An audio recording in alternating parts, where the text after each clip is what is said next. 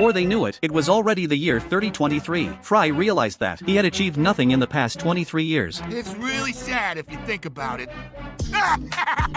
So, to do something meaningful, he decided to binge-watch every single TV show. Leela was fully supportive of his decision. Since Fry spent all day watching TV, the company's productivity unexpectedly increased quite a bit. At that moment, Fry suddenly showed up. He had finished watching most of the TV shows and was only left with the final season of All My Circuits. At this point, Bender began to persuade him. The final season had over 10,000 episodes in total, and it was both long and awful. Fry thought he might not be able to keep going, so he burst into tears. Leela couldn't stand seeing Fry so upset, so she came up with an idea. It was a special binge-watching device. Not only could it stream TV shows 24/7 without stopping, but it could also feed him and handle his waste. And so, Fry began his binge-watching journey. He kept watching until the year 3024. However, just as Fry was about to finish, the professor measured his brainwaves and found that Fry's brain was already overloaded. If the TV shows were to suddenly stop, Fry could potentially fall into a vegetative state.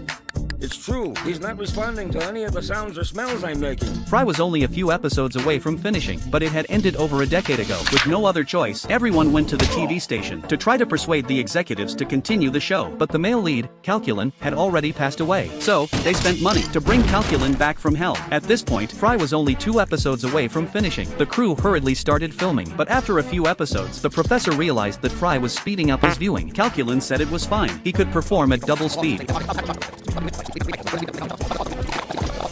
But by this time, the writers were unable to keep up. In the critical moment, Bender stepped up. He started writing scripts like crazy to keep Fry's life going. However, the executives soon showed up on set. They thought the production was terrible, so they decided to cancel filming. The professor had no choice but to bring the actors in front of Fry. He planned to have them perform live and smoothly transition Fry's attention from the TV show to the real world. It should have been a smooth success, but Bender added a cigar to the horse, causing it to ignite the explosives.